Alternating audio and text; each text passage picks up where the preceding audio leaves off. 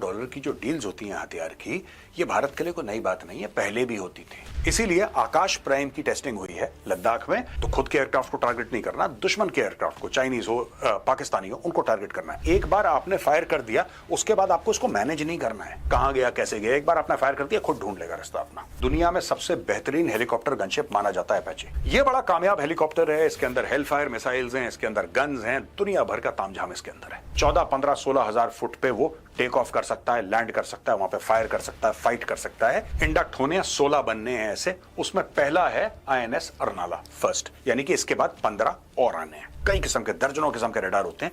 एक एवैक्स है जो कि उड़ता रेडार है, और इसके अंदर जो टेक्नोलॉजी होगी, एयरक्राफ्ट तो एयरबस ने बनाया है, लेकिन उसके अंदर जो भी टेक्नोलॉजी होगी, डिटेक्शन की, सर्विलेंस की, रिकॉनेसेंस की, जो भी इसको काम दिया गया है, वो सारी की सारी मेड इन इंडिया है। नाज़रीन, आज हम रिएक्शन देंगे किस तरह जो है गौरव आर्या जो है वो इंडिया के जो है डिफेंस जो है उनके लिए जो है इक्विपमेंट के लिए इनके अपाची हेलीकॉप्टर और जो है एवेक्स वगैरह उनके बारे में जो है इनकी बिजनेस डील है उसका खुलासा करेंगे कि किस तरह जो है ना इंडिया जो है वो मेड इन इंडिया जो है इक्विपमेंट जो है वो तैयार करेगा। तो जो एक इम्पॉसिबल सी चीज़ है क्योंकि वो बहुत टाइम लगेगा, ठीक है। तो लेकिन ये है कि देखेंगे कि किस तरह जो है ना ये आज अपना इसको प्राइस करते हैं।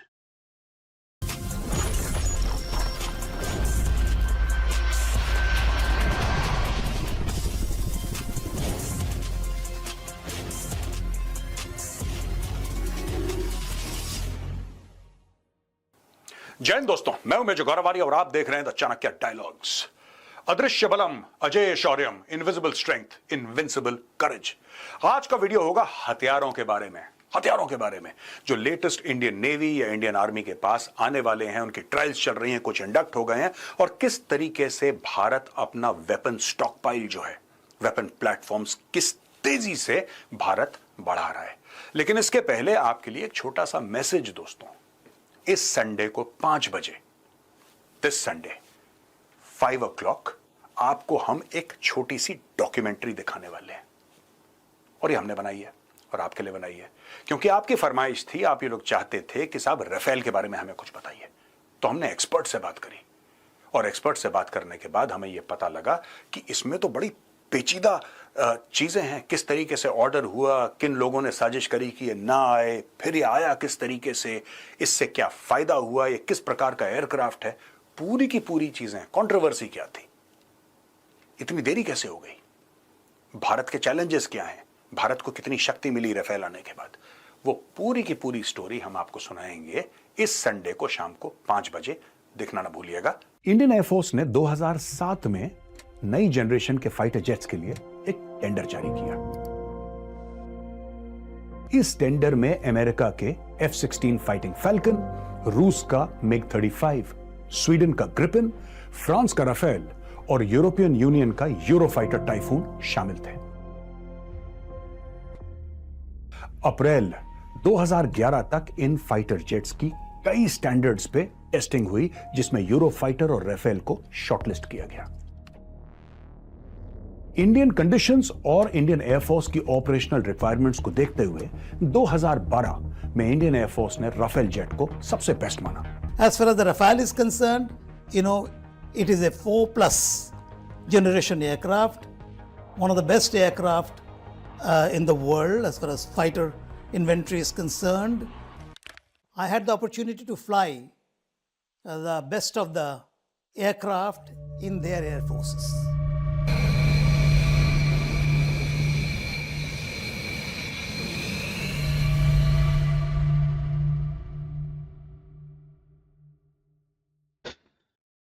अब चलते हैं दोस्तों वीडियो की ओर। अक्सर हम वीडियोस बनाते हैं और उसमें ये बताते हैं कि भारत ने कौन कौन से हथियार नए खरीदे। दोस्तों, इसमें एक और ट्विस्ट है। ये अरबों डॉलर की जो डील्स होती हैं हथियार की, ये भारत के लिए कोई नई बात नहीं है, पहले भी होती थी, पहले भी होती थी। आपको क्या लगता है कि जितनी भी ये सुखोई आए हैं और ये बोफोर्स आई हैं और बड़े बड़े जो पुराने हथियार हमारे पास पड़े हैं, प्लेटफॉर्म्स पड़े हैं, जब पुराने मतलब कि 15-20 साल 30 साल पुराने, तो ये भी तो अरबों डॉलर के आए होंगे। लेकिन नया आजकल ये है कि अगर ये 10 अरब की, उदाहरण के लिए 10 अरब की डील अनाउंस होती है कि साहब 10 अरब की डील है, तो उसमें से 9.5 अरब भारत की कंपनियों को बिजनेस जा रहा है। इससे क्या होता है कि जब भारत की कंपनी उदाहरण के लिए एक तोप बनाती है, तोप में करीब 100 पुर्जे लगते हैं, करीब 10 से लेकर 15 फैक्ट्रियां खुलती हैं जो पुर्जे सप्लाई करती हैं, सॉफ्टवेयर हार्डवेयर सप्लाई करती हैं, तब जाके इंटीग्रेट करके वो एक तोप बनती है जिससे कई सारे लोगों को एम्प्लॉयमेंट मिलता है। और इससे बड़ी बात, भारत में वेपन्स का एक इकोसिस्टम बनता है। तो चलिए कुछ नए हथियारों के बारे में आज बात करते हैं और उस इकोसिस्टम के बारे में आपको और ज्यादा जानकारी देने की कोशिश करूंगा। दोस्तों, ये खबर हमने ली है द टाइम्स ऑफ इंडिया से और ये नेत्रा मार्क 2 के बारे में है। नेत्रा मार्क 2 एवैक्स project, India to develop next generation airborne warning systems to boost Indian air forces long range surveillance, ₹20,000 crore project approved. अच्छा, इसके बारे में हम आपको पहले भी बता चुके हैं, लेकिन फिर आप ये बोलेंगे मेजर साहब ये फिर दोबारा वो सेम खबर आप हमें क्यों दे रहे हैं। देखिए, 2-3 बातें दोस्तों। पहली बात तो ये अप्रूव हो चुका है पैसा, that is one big thing, कि इसमें प्रोजेक्ट का अप्रूवल मिल चुका है, यानी कि अब फंड्स कमिट करती है सरकार ने, तो ये चीज बनने वाली है। दूसरी चीज, the government is approved an approximately 20,000 crore एवैक्स प्रोजेक्ट और under this program India will develop next generation indigenous airborne early warning and control systems, positioning the country among a select group with advance home grown military radar technology. तो ये है क्या ये जहाज आखिर? ये तो खैर दोस्तों ये रिप्रेजेंटेशनल इमेज है, लेकिन फिर ये हथियार है क्या, ये प्लेटफॉर्म है क्या, जहाज करता क्या है? दोस्तों, आप इसको समझिए कि जैसे एक उड़ता रेडार, एक फ्लाइंग रेडार इसको समझिए। एक रेडार आपने देखा होगा जमीन पे होता है, एक रेडार है जो बताता है कि कौन सा हवाई जहाज कहां उड़ रहा है, एक रेडार वो है जो कि एयर डिफेंस में लगा रहता है। उसी प्रकार से कई किस्म के रेडार होते हैं दोस्तों, कई किस्म के, दर्जनों किस्म के रेडार होते हैं। एक एवैक्स है जो कि उड़ता रेडार है, हजारों फुट हवा में उड़ता हुआ हवाई जहाज ये दिखाता है कि पूरे इलाके में कई 100 किलोमीटर में चल क्या रहा है। और ये बैटलफील्ड या फिर सिचुएशनल अवेयरनेस होना लड़ाई के लिए बहुत आवश्यक है। तो दोस्तों, the program is also known as Netra mark 2 is being spearheaded by the DRDO which will work with several Indian companies and Airbus. Under एवैक्स India 6 large airborne warning systems will be developed. ये total 6 develop करेंगे दोस्तों, और system will be installed on Airbus 321 aircraft with complex antennas and advance technology integrated on board. अब आप समझ गए Airbus के साथ क्यों काम कर रहे हैं। एयरबस के साथ इसलिए काम कर रहे हैं क्योंकि ये जितने भी जहाज थे, मैं फिर बता रहा हूं, ये रिप्रेजेंटेशनल इमेज है, ये वो नहीं है। ये सिर्फ आपको कि एवैक्स दिखता मोटा मोटी कैसे है, एक जहाज होता है, उसके ऊपर रेडार होते हैं, उसमें एंटीनाज होते हैं, दुनिया भर की चीजें होती हैं, सिर्फ ये दिखाने के लिए। लेकिन असल की स्टोरी ये है, ये देखिए साहब, एयर इंडिया। अब ये जो A321 एयरक्राफ्ट है, ये एयर इंडिया से लिया है। आपको पता है एयर इंडिया पहले गवर्नमेंट ऑफ इंडिया का हुआ करता था, उसके बाद प्राइवेटाइज हो गया, टाटा ग्रुप ने ले लिया। तो इसमें से इंडियन एयरफोर्स ने 6 जहाज ले लिए और इन 6 जहाजों पर यह टेक्नोलॉजी अब हम लगाएंगे। ये एयरबस के बनाए हुए जहाज हैं, राइट, लेकिन उसके अंदर पूरा जो रडार का सिस्टम है, पूरा airborne warning and control systems है, that is indigenously designed by DRDO। हमारे लोगों ने डिजाइन करा है, हमारे लोगों ने डेवलप करा है और ये हम लोग एग्जीक्यूट करने वाले हैं। Radar coverage 300 degree, AIIMS for nearly full circle coverage, detection range 500 kilometre, यानी कि 500 किलोमीटर के दायरे में कोई हवाई जहाज, कोई हेलीकॉप्टर, कोई ड्रोन, कोई एरियल थ्रेट, कुछ भी मिसाइल हो, कुछ भी हो, इसको पता लग जाता है और ये बता देता है कि साहब ये होने वाला है। तो एक आपका रडार ग्राउंड में है, एक आपका रडार हवा में है। 300 डिग्री, 360 डिग्रीज का टोटल कवरेज है। It aims for 300 degrees and expansion. Airborne Command and Control, Maritime and Ground Surveillance, possible SAR, EW Environment Resilience, Endurance Range, 8 घंटे का Endurance Range है with Aerial Refueling, Altitude Range 50 to 65,000 feet above sea level, Speed है इसकी Mach 0.7, यानी कि less than, subsonic है, less than the speed of sound, Indigenous Mission Computer Operator Consoles, Battle Management System, Tactical Software, Data Links, Countermeasure Suit, etc. etc. इसमें basically क्या है दोस्तों, मैं आपको बताता हूं कि एयर इंडिया से आपने 6 जहाज लिए क्योंकि आपको एक फ्लाइंग प्लेटफॉर्म चाहिए और आपको कोई सुपरसोनिक जेट नहीं चाहिए, इसमें उसकी रिक्वायरमेंट नहीं है। आपने एयर इंडिया से 6 जहाज लिए, उन वो एयरबस के थे 6 जहाज, जैसा मैंने बताया A321, उन जहाजों को आपने मॉडिफाई करा, इसमें एयरफोर्स का क्रू बैठेगा, उसके अंदर पूरा आप देखिए लेटेस्ट कंप्यूटर्स डाले जाएंगे, लेटेस्ट रेडार्स, ईडब्ल्यू सब कुछ डाला जाएगा और इसको एक फ्लाइंग रेडार बनाया जाएगा।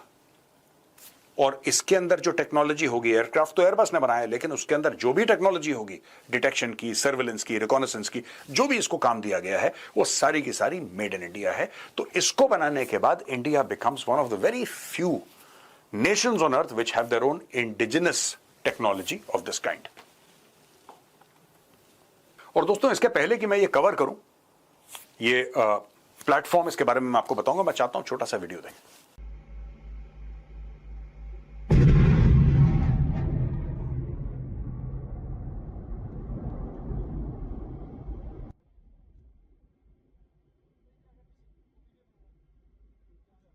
दोस्तों, वीडियो कल से आप टेलीविजन पे देख रहे होंगे अपने ब्रेकिंग न्यूज में। ये हमने द हिंदू से लिया है और ये DRDO का ट्वीट है। आकाश प्राइम जो है प्लेटफॉर्म है, ये इस्तेमाल हुआ था ऑपरेशन सिंदूर में। Akash prime successfully tested in Ladakh by Indian army. अब जो पाकिस्तान को ठोका था आकाश प्राइम से, या पाकिस्तान से जो एरियल थ्रेट से उनको ठोका था, वो तो ज्यादातर प्लेन एरियाज में था या थोड़ा हिली एरियाज में होगा, उससे ज्यादा तो नहीं था। लेकिन यहां पे एक हाई ऑल्टीट्यूड, हम हाई ऑल्टीट्यूड किसको बोलते हैं दोस्तों? कोई भी चीज जो 9000 फुट से ऊंची है वो हाई ऑल्टीट्यूड है। लेकिन इसको अबव 4500 मीटर्स, राइट, यानी कि 13-14 हजार फुट से ऊपर इसको टेस्ट करा गया। Akash Prime, upgraded variant of Akash weapon system, successfully engaged and destroyed 2 aerial high-speed unmanned targets during trials at high altitude in Ladakh sector. The weapon system is customized to operate in altitude above 4,500 meters and has latest upgrades including indigenously developed RF seeker, radio frequency seeker है इसमें, ठीक है। The Indian Army has carried out successful trials of the indigenously developed air defense system Akash Prime, और ये देखिए altitude of over 15,000 feet, यानी कि जो यहां से टेक ऑफ करा है, जो उसका टेक ऑफ पॉइंट है, हिटिंग वाले पॉइंट की बात नहीं कर रहा भाई मैं, कि उसने कहां जाके टारगेट को एंगेज करा। मैं कह रहा हूं जहां से टेक ऑफ करा वो 15,000 से इसका स्टार्टिंग पॉइंट है। अब ये क्यों इंपॉर्टेंट है मैं आपको ये भी समझा देता हूं। देखिए साहब, कोई भी प्लेटफॉर्म है, चाहे ह्यूमन बॉडी है, चाहे वो मशीन है, चाहे वो राइफल है, चाहे वो आकाश प्राइम है, चाहे वो हेलीकॉप्टर है, चाहे वो हवाई जहाज है, कुछ भी है, ये हाई ऑल्टीट्यूड पे इसकी परफॉर्मेंस में फर्क पड़ता है, राइट। उदाहरण के लिए इंसान 15,000 फुट पे, मैं यहां पे आराम से, माना कि मैं अपने आप को फिट रखता हूं और मैं 5-7 किलोमीटर 10 किलोमीटर दौड़ सकता हूं, राइट। लेकिन 15,000 फुट पे जैसी मैं जाऊंगा तो मैं 10 कदम लूंगा, मैं हाफना शुरू कर दूंगा, क्योंकि यहां पे ऑक्सीजन कम है, ऑक्सीजन कम है, एक्सट्रीम कोल्ड है, ठीक है, हाई विंड्स हैं। ये सारी की सारी चीजें सिर्फ मेन को नहीं या वुमेन को नहीं, इक्विपमेंट को भी ये अलग, इनका एक फर्क पड़ता है। तो हर जगह जब भी आर्मी, नेवी या एयरफोर्स, खासतौर से इंडियन आर्मी, जब भी कोई इक्विपमेंट लेते हैं, ये पहले ये ह्यूमिड जंगल्स में टेस्ट करेंगे इसको, ये फिर रेगिस्तान में इसको टेस्ट करते हैं, ये बर्फीले इलाके में, हाई ऑल्टीट्यूड में, ये हर एक किस्म के गर्मी सर्दी हर जगह इसको टेस्ट करते हैं, तब जाके एक्सेप्ट करते हैं। क्योंकि एक प्लेटफॉर्म है, बड़ा शानदार है साहब, बड़ा बहुत ही खतरनाक, बहुत ही कामयाब प्लेटफॉर्म है। और देखिए, पंजाब की जमीन में, राजस्थान की जमीन में, गुजरात में, जम्मू में फर्स्ट क्लास चल रहा है। जैसे ही आपने शिफ्ट करा सियाचिन, पता लगा प्लेटफॉर्म फेल हो गया, खत्म, परफॉर्म ही नहीं कर पाया। तो आपको हर जगह उसको टेस्ट करना पड़ता है। इसीलिए आकाश प्राइम की टेस्टिंग हुई है लद्दाख में। Akash prime is an upgraded version of the Akash system equipped with an indigenous active radio frequency seeker for enhanced precision irrespective of weather and terrain. Each launcher carries 3 missiles which operate in a fire and forget mode, यानी कि एक बार आपने lock कर लिया, इसके अंदर radar है, radar ने टारगेट लॉक कर दिया। IFF होता है, आइडेंटिफिकेशन फ्रेंड और फो, खट से विद इन सेकेंड्स आइडेंटिफाई करता है दुश्मन है, दोस्त नहीं है। क्योंकि उसी इलाके में हो सकता है हमारे भी एयरक्राफ्ट चल रहे हो, इंडियन एयरफोर्स के भी एयरक्राफ्ट हो, इंडियन आर्मी के हो सकता है उस इलाके में, किसी और इलाके में इंडियन नेवी के भी एयरक्राफ्ट हो। तो खुद के एयरक्राफ्ट को टारगेट नहीं करना, दुश्मन के एयरक्राफ्ट को, चाइनीज हो, पाकिस्तानी हो, उनको टारगेट करना है। तो IFF बोलते हैं हम लोग, आइडेंटिफिकेशन फ्रेंड और फो, फट से उसने टारगेट करा, लॉक करा और फायर एंड फॉरगेट, यानी कि एक बार आपने फायर कर दिया, उसके बाद आपको इसको मैनेज नहीं करना है, कहां गया कैसे गया, एक बार आपने फायर कर दिया, खुद ढूंढ लेगा रास्ता अपना। Each missile is 20 feet long and weighs 710 kgs with a warhead of 60 kilograms. 60 kilo का इसका एक वॉरहेड है। जाहिर सी बात है या तो इसमें प्रॉक्सिमिटी फ्यूज होगा या इंपैक्ट फ्यूज होगा, जो भी इसकी टेक्नोलॉजी है, जब ये जाके फटता है तो जिस चीज से टकराएगा उस चीज को पूरा बर्बाद कर देगा। अब दोस्तों अगली कहानी जो है, अगली स्टोरी है, इकोनॉमिक टाइम्स से हमने ली है और ये भी चल रही है मीडिया में 7-8-10 दिन से, लेकिन मैं कुछ और एडिशनल इंफॉर्मेशन आपको देना चाहता हूं। Tanks in the air arriving next week, Indian army to get 3 Apache helicopters for deployment near Pakistan border. ये भी मैं बता देता हूं, दुनिया में सबसे बेहतरीन हेलीकॉप्टर गनशिप माना जाता है अपाचे। मेरी ऐसा व्यू है कि ये टोटल आई थिंक 6 ऑर्डर करें इंडियन आर्मी में, जिसमें 3 आ चुके हैं या 3 आ रहे हैं, 3 और आएंगे। We need many more. ये 3 और 6 से कुछ नहीं होने वाला, ये मेरी ज्यादती राय है। I could be wrong but this is my personal view. The Indian Army will receive AH-64E Apache helicopters from the United States. The delivery scheduled for July 21st. These helicopters will enhance offensive capabilities near the Pakistan border. The Apaches will arrive at Hindon Air Force Station. Hindon अपना गाजियाबाद में है. This acquisition follows previous deals for Apache helicopters. India aims to modernize its Army Aviation Corps. अब story ये है कि ये देखिए साहब, टैंक इन द एयर इसको कहते हैं। ये दुनिया का सबसे हैवी हेलीकॉप्टर गनशिप है, सबसे heavy, right? The Indian Air Force signed a deal with the US and Boeing in 2015 to buy 22 Apache helicopters. The delivery was completed by July 2020. ये तो चलेगा एयरफोर्स के पास। फिर डील इन्होंने साइन करी 600 million की, 6 और Apache helicopters for the army. तो ये उसकी बात कर रहे हैं कि 3 अभी आ जाएंगे, 3 बाद में आ जाएंगे। अब मैं आपको बताता हूं इसकी स्टोरी क्या है दोस्तों। ये बड़ा कामयाब हेलीकॉप्टर है, इसके अंदर हेलफायर मिसाइल्स हैं, इसके अंदर गन्स हैं, दुनिया भर का तामझाम इसके अंदर है, ठीक है। और ये टैंक के खिलाफ और कोई स्टेशनरी स्ट्रक्चर के खिलाफ या कोई गाड़ियों का कॉन्वॉय जा रहा है या किसी के कोई टैक्टिकल हेडक्वार्टर है, इन सबको बर्बाद करने के लिए बड़ा कामयाब प्लेटफॉर्म है, इसमें कोई डाउट नहीं है। लेकिन प्रॉब्लम कहां पे है अपाचे के साथ, जिसके लिए भारत को फिर प्रचंड बनाना पड़ा लाइट कॉम्बैट हेलीकॉप्टर। अब दोस्तों मैं आपको बताता हूं, इसमें एक छोटी सी प्रॉब्लम नहीं है, ये थोड़ा सा ज्योग्राफी स्पेसिफिक है। अब भारत ने, आपको याद होगा हमने कवर भी करा था, आपने मीडिया में पढ़ा होगा, प्रचंड लाइट कॉम्बैट हेलीकॉप्टर, वो भारत ने डिजाइन करा, डेवलप करा और भारत ने उसको फौज को दे दिया। वो क्यों देना पड़ा? अच्छा, इसके लिए मैं आपको फिर याद दिलाऊंगा, जो प्रीवियस स्लाइड हमने आकाश प्राइम की बात करी थी और ये बताया था कि कितने हजार foot, 15,000 foot above sea level पे आप लद्दाख में उसको टेस्ट कर रहे हैं, राइट? क्योंकि लद्दाख में मैंने आपको बताया था बहुत ठंड है, ऑक्सीजन कम है, इंसान हो या इक्विपमेंट, सब पे बहुत ज्यादा फर्क पड़ता है, एटसेट्रा एटसेट्रा। इसके साथ ये प्रॉब्लम है कि ये हाई ऑल्टीट्यूड पे टेक ऑफ और लैंड करने में इसको थोड़ा सा दिक्कत होती है। मैं अपाचे की बात कर रहा हूं, ये हर एक टेरेन में सक्सेसफुल है, हाई ऑल्टीट्यूड में इतना कामयाब नहीं है जितना हम चाहते थे। मैं ये नहीं कह रहा कि फेलियर है लद्दाख में, I am not making that statement, I am saying that India made, और ये कारगिल से हमारी सीख है, कारगिल से हमारी सीख है कि we need a light combat helicopter, एक LCH चाहिए, और वो LCH आर्म्ड होगा, उसके अंदर मिसाइल्स होंगी और लद्दाख जैसी टेरेन में वो 14, 15, 16,000 फुट पे वो टेक ऑफ कर सकता है, लैंड कर सकता है, वहां पे फायर कर सकता है, फाइट कर सकता है। तो अगर आप बात करेंगे पाकिस्तान, जिस टेरेन में पाकिस्तान है, जनरली मैं जो लद्दाख वाला इलाका है लाइन ऑफ कंट्रोल का, मैं उसकी बात नहीं कर रहा, लेकिन जनरली आप कश्मीर की भी बात कर लें, जम्मू की बात कर लें, फिर गुजरात है, राजस्थान है, राइट, पंजाब है, ऑल दैट एरिया जो हमारे लैंड बॉर्डर्स मिलते हैं, international border, line of control etcetera, ये सब जो पाकिस्तान से मिलती हैं, वहां पे आप देखेंगे कि ये बहुत ज्यादा कामयाब है। It will be a fantastic platform, which is why I initially said 6 is a little too less. I think we need to have many more there. दोस्तों ये लिया है NDTV से article, Indian navy's next generation stealth frigate INS Nilgiri docks in Chennai. INS Nilgiri है और ये stealth frigate है दोस्तों। अब ये क्या है INS नीलगिरी, इसके बारे में भी हम आपको बताएंगे। Docked in Chennai on Thursday, the ships name is inspired by the Nilgiri hills. जो हमने आपको फर्स्ट स्लाइड में दिखाया था ना मोटो, ये इसका है INS नीलगिरी का। अदृश्य बलम अजेय शौर्यम, इनविजिबल स्ट्रेंथ इनविंसिबल करेज, ये इसका मोटो है शिप का। Stealth guided missile frigate, lead ship of project 17A, commissioned January 15, 2025, made in Chennai visit July 17, 2025, right. Design and builders, ये फिर देखिए लेटेस्ट है, स्टेल्थ है, सारे प्लेटफॉर्म्स हैं। बनी कहां पे है, यही बात तो मैं आपको बता रहा था शुरू में जब मैंने वीडियो शुरू करा था, ये बनी कहां पे है। Design by Warship Design Bureau, build by Mazagon Docks Mumbai and Garden Reach Shipbuilders जो हैं कोलकाता। तो ये मुंबई और कोलकाता में बना है ये। Dimensions 149 meters in length, displacement 6,670 tons.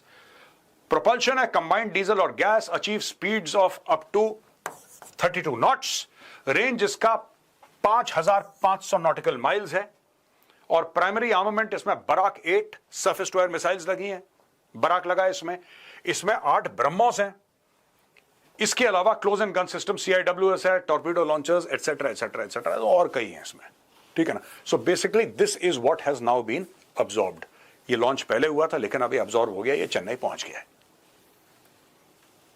अब ये स्टोरी हमने ली है दोस्तों इंडियन एक्सप्रेस से। Navy index INS Arnala, what sets it apart from other warships. The Navy is set to induct 16 indigenously designed and built anti-submarine warfare shallow water craft class of ships, starting with INS Arnala. Here is how these ships will boost India's coastal defense. ये coastal defense के लिए है, coastal defense के लिए, shallow waters के लिए, यानी कि जो पानी ज्यादा गहरा नहीं है उसमें इसका स्पेशलाइजेशन है। और ऐसे 16 इंडक्ट होने हैं, 16 बनने हैं ऐसे, उसमें पहला है INS अर्नाला फर्स्ट, यानी कि इसके बाद 15 और आने हैं।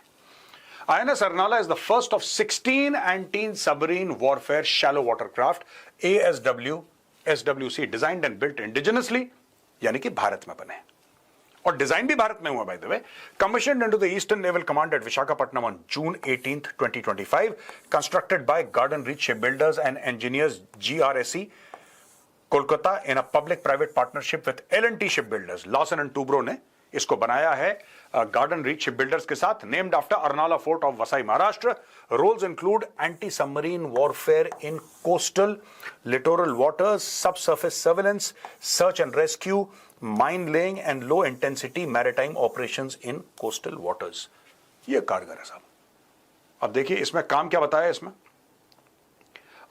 एंटी सबमरीन वॉरफेयर, जब सबमरीन अगर कोस्टल इलाकों में आ जाती है, बिल्कुल कोस्ट पे आ जाती है, generally submarines are deep sea, पर कभी कोस्ट पे आ गई किसी की सबमरीन, ये उसको पकड़ेगा। Sub surface surveillance, search and rescue, mine laying, ये बारूदी सुरंगें डालेगा। And low intensity maritime operations in coastal waters. Ship name INS Arnala, P-68, commissioned 18 June, ठीक है जी। Length 77.6 metres. डिस्प्लेसमेंट, ये टोटल वजन है इसका 1490 टन। स्पीड इसकी 25 नॉट तक की है। Cruising range 1800 nautical miles. और आर्मामेंट इसमें देखिए RBU 6000 ASW रॉकेट लॉन्चर्स हैं इसमें, 324 mm टॉर्पीडो ट्यूब्स हैं, naval surface gun 30 mm, twin 12.7 mm remote control guns, anti torpedo decoy systems, mine laying rails. Operational depth effect, अब ये देखिए साहब, ऑपरेशनल डेप्थ क्या है, effective in less than 30 meter shallow water. ये खास तौर से इसका स्पेशलाइजेशन है कि 30 मीटर से कम, लगभग 90 से 100 फुट के आसपास की बात, मोटा मोटी बात कर रहा हूं, 90 से 100 फुट में जो कम डेप्थ है उसके लिए बनाया गया है। कोस्टल डिफेंस, यानी कि आपके कोस्टल एरियाज, ठीक है, क्योंकि आपका कोस्ट कितना है, 7000 किलोमीटर से ज्यादा आपके कोस्टल एरियाज हैं, मोर देन 7000 किलोमीटर्स। तो उसके डिफेंस के लिए आपको ऐसे शिप्स चाहिए जो खास तौर से स्पेशलाइज करते हैं शैलो वाटर में। डीप वाटर का नहीं है, ये शैलो वाटर का क्राफ्ट है। और दोस्तों ये स्टोरी हमने ली है NDTV से। Navy shares glimpse of first home grown Nistar class diving support vessel, the indigenously built vessel constructed by Hindustan shipyard limited in Visakhapatnam. The vessel, a major milestone under the Atmanirbhar Bharat initiative. Nistar is capable of performing deep sea saturation diving. ये देख लीजिए जी, deep sea saturation diving operations to depth of 300 meters. It also has a side diving stage that can accommodate divers up to 75 meters deep. A total of 4,500 tons of steel and approximately 450 kilometers of cabling were required to bring this ship to life. अब दोस्तों आप देख रहे हैं कि कौन कौन से वेपन्स, हम कुछ पुराने वेपन्स हैं जिसके बारे में हमने बोला था आपको एक जमाने में कि आने वाले हैं, अभी आ रहे हैं, ओके कर दिया, अप्रूव कर दिया। अब यह है कि उसमें पैसा डाल दिया। That is the final thing कि government has said okay, 20,000 crore दिए इस प्रोजेक्ट के, 50,000 करोड़, 1,00,000 करोड़। तो अब क्योंकि उसमें फंड्स आपने कमिट कर दिए हैं, और कुछ ऐसे प्लेटफॉर्म्स हैं दोस्तों जिसके बारे में हमने 1 साल पहले बताया था, लेकिन अब हमें खुशी है कि जिसके बारे में 1 साल पहले डिस्कशन करा था वो अब नेवी में शामिल हो गए हैं। आई होप ये वीडियो आपको पसंद आया होगा, एक्सप्लेनेशन आपको पसंद आया होगा। पसंद आए तो इस वीडियो को नाज़रीन, आज हमने देखा किस तरह इंडियन अपना डिफेंस जो है उसकी इक्विपमेंट की जो है ना उसको अपडेट कर रहे हैं और किस तरह उसको जो है एवैक्स अपाची हेलीकॉप्टर और किस तरह सबमरीन्स और जो है दूसरे एयरक्राफ्ट जो है वो उसका प्लान्स है बाय करने के लिए, तो किस तरह उसको मॉडर्नलाइज कर रहे हैं। ये सब हमने देखा। अगर आपने वीडियो को पसंद किया, लाइक शेयर और सब्सक्राइब।